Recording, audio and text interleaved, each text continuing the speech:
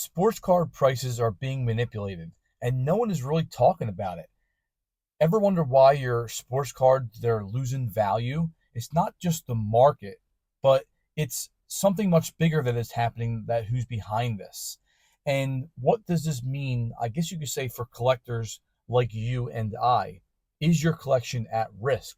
So what we're going to do in this video is we're going to go through and why are the prices so high? What is causing the prices to be so high? Because 5 years ago they weren't. 6 years ago they weren't. 10 years ago they weren't. So we're going to go through this entire process. So make sure you guys stay tuned because at the end, I'm going to give you one big reason on why this might be happening. And that's like, I think, at least the biggest reason why these prices are just out of control. So the hidden truth behind card prices.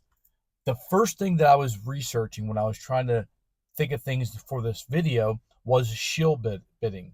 Now, before I started collecting sports cards, before I started collecting things on eBay and stuff, I'm like, why doesn't people just go on eBay and like bid up their own thing? Is that like legal? Is that like, what is that actually happening? Because if you wanted to sell a trash can, for $20, like why aren't people going up there and bidding, them themselves in a different account and making it $30 or $40, $50, whatever it is, right?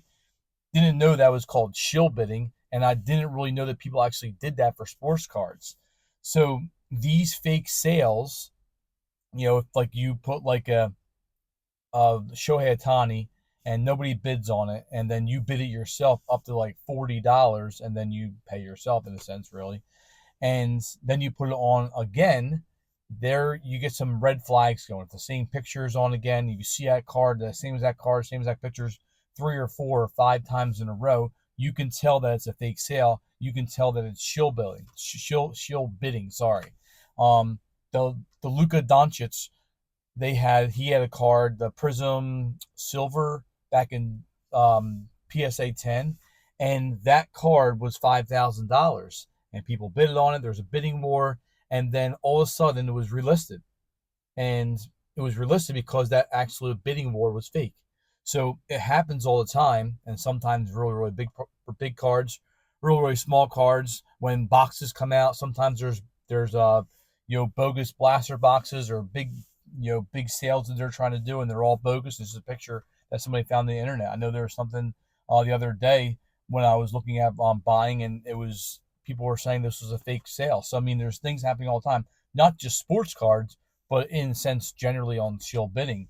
And just going back to the blaster boxes and things like that, if you wanted to know when like the next blaster box is coming out or the next like great hobby box is coming out, comment insider in the comments and we'll send you a link, and that link will be, you put your email in and we'll send you monthly when these things are coming out. When is the NHL Upper Deck Series 2 coming out? When is the Big League Baseball 2025 is coming out, and so on and so forth. It's so hard to find online that we want to put it in an easy place for you guys to sell or to find, and email is pretty much the best way to do that. So make sure that you guys comment insider and we'll get you that link and you can sign up. It's free of charge, nothing against that. So if you ever want to not sign up anymore, you just unsubscribe. So it's very easy to do. But that's what we're kind of doing here with Sports Card Hustlers. So hopefully that'll help you guys out, because I know I'm always looking around for all different kind of crazy stuff and I can never find things. So I wanted to kind of compile it for a list for you guys so it's easy for you guys to see. So going back to the Luka card, that card was $5,000 and all of a sudden it's listed again like, well, that was a totally fake sale. If the same card again appears over and over and over and over again, that is called shill bidding. Sorry, I can't say that word. Crazy. Okay.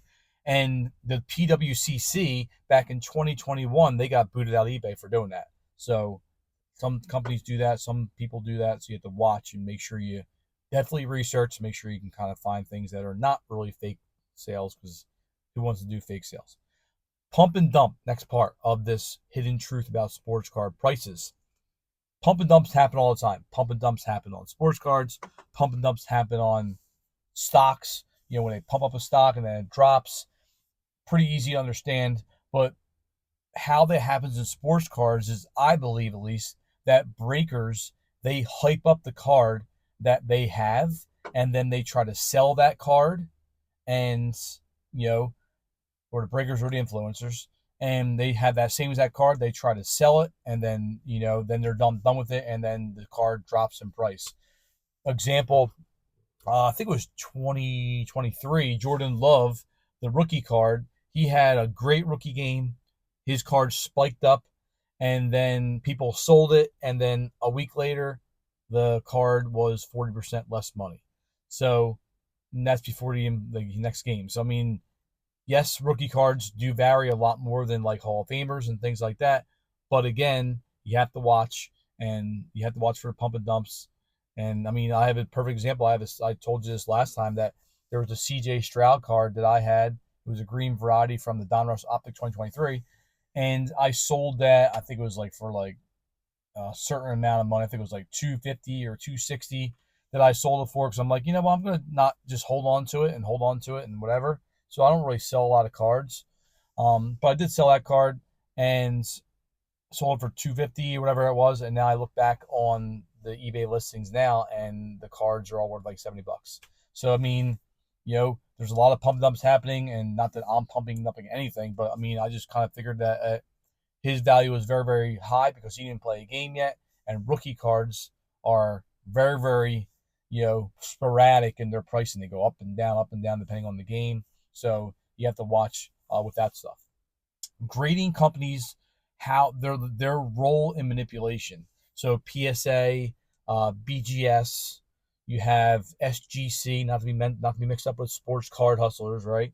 So sometimes they favor bulk submitters, which that means is you have like these high profile collectors that send a lot of these things in there, and sometimes they get easier grading standards than maybe like you and I get. I mean, I got a Shohei Ohtani, Big League Baseball. It was like out of 25, it was like a background. Haven't even seen it online anywhere. And sent in the PSA. It was my one card I sent in the PSA, and got it back like 4.5 months later for like one card. I'm like, what the heck is going on, right? It takes this long to grade a card. And it was like 4 months later, and got it back. It was a PSA 8. I literally got it out of the package. I put it in a penny sleeve. I put it in plastic. I wrapped that thing up so it wasn't even moving in the package, so it couldn't get damaged in the package. Sent it to PSA, and I got an 8. And there was no bent corners. It was pretty centered, and it wasn't like blurry images or anything like that. And then boom, got a PSA 8. I mean, at least I thought I was going to get a PSA 9. I thought I was going to get a 10, really. But I mean, I would love to take it out of there and resend it in and see if you get anything different. But I mean, you have to watch. I mean, some people submit 10 of the same card, and they get one that's a PSA 10, and then the rest they get 8s and 9s. So like, grading companies, like, my question to you is, like, if you're experienced with grading companies probably more than I am, but do grading companies, do they keep gem mint, and do they artificially like lower the price and keep them so it artificially lowers the price, and then they increase the resubmission revenue? So like, what's happened with that? Are they resubmitting things? Are they hold on to things? Are they, making people resubmit and then get more money and things like that? So I'm not sure how that's rolling. Maybe you can kind of tell us in the comments. You might have more experience, at least than I have over the last couple of years that I've been grading things. Maybe you've been grading things for 10 years or 20 years. So, let us know in the comments what you guys think there. Number two, after our hidden truth about sports card prices, number two thing that I kind of made my topic, wanted to discuss with you guys, was the crash no one is talking about. Why are prices dropping? Been looking on eBay for the last 3 or 4 months, and prices have been dropping, significantly over the last few months. And, ultra modern cards, their value has been going down over time. Example, Zion Williamson, Prism Silver PSA 10. In 2020, that thing was $6,000, a little bit over, a little bit less. I forget exactly how it was, right? But it was $6,000. Right now, $600. Now, of course, depends on how well he's playing and things like that, and how much he's getting hyped. But rookie cards get so hyped that you can't just try to buy rookie cards, because they get. I mean, they always say like the sophomore slump. Buy the second year in the rookie, right? Because I'm sure you can buy Ellie De La Cruz's cards, for less money than you can his rookie card. And that's just because, or you can buy his rookie cards now that are less money than when you can buy him before you even played any games, or when he was playing 3 or 4 or 5, 10 games. Just because it's like FOMO, it's like the fear of missing out, and it's also like his value is so high. The only thing that it can do is drop. And that's, you wait a little bit and then don't buy the hype, and then that would help you out and not missing out on any, or missing out on Zion Williamson, and missing out on $5,500 if you try to sell it now, which is crazy. So, what is the reason for this? The reason for this, overproduction. You know, Overproduction is good in science. We get into science, we get into evolution. Overproduction protects your species and then gives you variation in your species. That's great for science. That's great for evolution, what I teach, right? But it is not great for sports cards. It's not great for, having a bazillion cards of Otani, and that's not going to make anything worth any value. So you have to watch.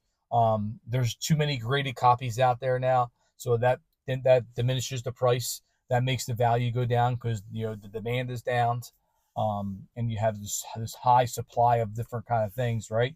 And there's like lack of real scarcity out there, so that really affects card prices. Second thing that I wrote down for like the crashes no one is talking about is the main thing that I hear you guys talking about and commenting on the comments, and maybe you can comment as well and go off of this, but it's Fanatics and the Fanatics monopoly and the overproduction concerns. I mean, my personal experience with Fanatics is like the MLB jerseys. MLB jerseys were great, and then they come in, they change them, and then you got the back of these jerseys. You couldn't even see the names in the back of these jerseys. They were so like thin. Like, how could you not know that? Like, I don't understand that, right? So like that's like a bad taste in my mouth already, just from like the jerseys from last year that they kind of messed up and stuff like that. So I mean, the monopoly over the price. I mean, they took over Topps, they took over Panini, the licenses. Is that going to make us return to the junk wax era like it was in the early '90s and late '80s?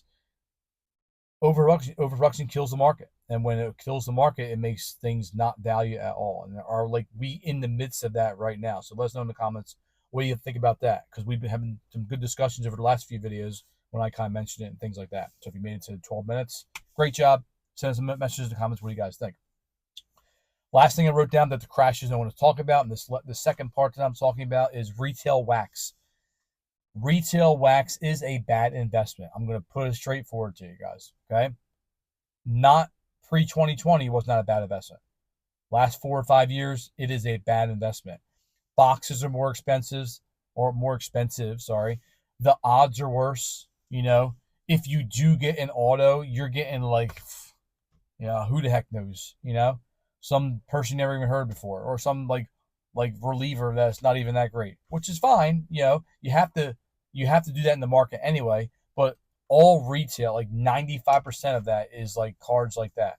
You have to buy a hobby or be a breaker, to get these crazy, Otani signatures or Trout signatures or Zion Williamson signatures and things like that, And, 2023 Prism Football, here's an example. 2023 Prism Football, the increase in prices but the rookies were extremely rare. Like the boxes were so increased, but the rookies, like they were the autos for the rookies were very, very, very rare. Like I didn't get any autos for rookies. I mean, I haven't seen a lot online, other ones that, people that break them and things like that, and they're very expensive. But I mean, through retail, through blaster boxes or like mega boxes or even fat packs, I'm not going to get much in fat packs, but that's just not happening. So it's a shame, right? And the people that are losing out are you and I. The people that are losing out are collectors like you and I, and Fanatics are profiting, and that just it just irks me because even like the numbers and stuff like that too, right? I get a Otani numbered card that might be out of 25, and then I look and I have the same exact card that's not numbered, but it's the same exact card, but that card that has a number on it is worth more money. It's the same exact card. Doesn't make any sense. That right there tells you that there's overproduction happening. That right there tells you that the monopoly is happening, and they're just producing cards, and it's just getting outrageous. So I mean, through that's why the crash no one is talking about, and that's definitely why the prices are dropping, because there's so much different variation of these things happening. So the last thing that I wanted to kind of talk about was, how are they controlling the market? Graded pop reports, they have a hidden control factor, which means like you have 2021 PSA, they stopped bulk submissions back in 2021. And now the bulk submissions are back. So obviously the value, if you have all these bulk submissions that all these collectors are getting from these breakers, and they have thousands and thousands of cards, and they're bulk submitting all this stuff, now they're putting them into the market, and now everything is just like, it's like Wax Pack Era 2.0, and it's dropping all the values of all these cards, especially graded cards, where usually the values are, you're a little bit higher, right? I've seen graded cards online now that are $5, where it takes you 20, $25 to get them submitted, and after shipping and things like that, you're looking at $20, $25 a card. At least that's what I paid. Maybe in bulk you get a little bit less, but I mean still, and it's bringing the values down, it's bringing the prices down, and you're trying to, if you want to sell things, you're not making any money. And who's making money? The breakers. Who's making money? Fanatics. Who's making money? The grading people, right? Breakers and big investors going into that, right? They're hoarding the best cards, and perhaps the most significant. This is perhaps like the most significant part of the entire discussion in this video is this. So I was hinting at, like, coming back to the end. This is the big thing. Breakers and big investors, they're hoarding these things, these best cards, and some breakers hold back case hits and they sell them later to make more money, right? Not that they're making enough money when they're going $100 a slot, and the blaster, or the, not the blaster box, but the hobby box is $1,000, but they're doing by team, and then you're making thousands and thousands of dollars, right? So really, what to watch for is high hit rates in these breakers and stack cases, and you can look back and see what they were selling for and what they got. Like, the big question is, and I'll ask you this, right? Are breakers, are they getting the better stuff? Is Fanatics, are these companies sending the breakers real good stuff, so then it looks good for the product, it looks good for the overall Tops or the overall Panini or a Big League Baseball or whatever that could be, and now people are going to go, maybe I can get that at retail. You ain't getting it at retail, So I mean, it's just crazy that this is how we have moved the market in the last few years. So you have to watch for that stuff. You have to watch for stack cases. You have to watch for high hit rates, because is that a false positive? Hoarding collectors. Some collectors hoard. Some collectors hoard these things instead of selling. And what that means is, some buy and they vault these rare cards so they can control scarcity, which then increases prices. It's simple supply and demand, like economics. I feel like I'm an economic teacher teaching everybody about cards, and I'm the last person to be teaching about that, right? But I mean, it's common sense when you're looking at this stuff. If you have a lot of high demand, then you're going to have high prices and things like that. So I mean, it's just really common sense. But when they sell their stuff out of the vault, whatever that could be, the prices crash, and there's more things flooding the market, and that changes the overall dynamics of the market. So the main thing through this video is, how can you protect yourself as a collector or an investor? If you're a new collector, if you're an old collector, if you're an investor and you want to make some money or whatever that could be, how can you protect yourself? So the main things that I want to get out of this video is, avoid buying ultra modern rookies at peak. Now, you can buy them if you get a good price, right? And there's different ways you can look for prices, and I mentioned in other videos, right? But the main thing is trying to stay away from buying Ellie De La Cruz at its hype, because you're going to buy it, and then all of a sudden he's going to drop in value because he can't go no higher, right? There's no more higher value than when a rookie comes into play and they're doing great. That's like the highest they're going to ever get, unless they make the Hall of Fame and things like that. You have to watch trends on eBay. You have to watch fake sales. 130point.com is a great tool, because you can see when the things are sold. You can see how much they sold for, if it's a relisting of another card and things like that. You can see all this stuff for there. So it's a very, very good tool to use, 130 point, and also eBay sales as well, which it gives you to you on 130 point. But I use eBay a lot, that I can track things and see, if I open up a blaster box, I get a card, how much is that card worth? How many have they sold? All different kinds of crazy stuff like that. Invest, have a good interest in GOATs, greatest of all times, vintage, pre-1990. Those are good because they're pretty stable. You might have some guys get into the Hall of Fame in the early 90s now, so they're start getting into the Hall of Fame, at least for baseball, football. So you might want to kind of look into the future. Okay, well, who's 1999? Who was a great player in 1999 that might get in the Hall of Fame, or 2000, whatever that could be. So you might be able to try start investing now that's a little bit lower, and then you could probably get some good goats that might make the Hall of Fame. So you have to, last part, you have to be careful with grading submissions. Personally, I don't grade a lot. Personally, I don't see why I want to grade a Shohei Ohtani base card. Yeah, it's just a waste of money for me, right? But I don't own a card shop. Some people like having graded in their collection. Doesn't really matter to me. I don't really care if I have graded cards in my collection or not. I just like having cards of these and cards of that, and having opening up with my kids, and just not a lot, but just going through different kind of variations and seeing what they got and stuff like that. But I mean, going through retail, I'm never going to find really anything great, and you have to kind of know that when you go before you get that, right? But there is a lot of money, especially. Sorry about that. My phone died because it was too hot in the car, so the temperature thing came up. But like I said, is a lot of money, especially in bulk. So you have to just make sure, be careful when you're grading submissions, because it takes a lot of. If you're going to buy 1,000 cards and grade 1,000 cards in bulk, that's going to cost a lot of money, and then it might come back to bite you in the end. But other than that, we hope this video, or at least I hope this video, helped you guys out with understanding how the prices are dropping. And I'm sure there's more to it than that. But if you guys think of some more things that you want to send in the comments, make sure you send in the comments. Again, if you want to get into that insider group, make sure you comment insider in the comments. We'll send you that link, and you can sign up through email. But other than that, we appreciate you guys watching. Hopefully you made it to this 20-minute mark. If you did, send us a like. Make sure you guys subscribe like always, and that'll help our channel out, and we really appreciate it. So we'll talk to you guys later next time. Peace.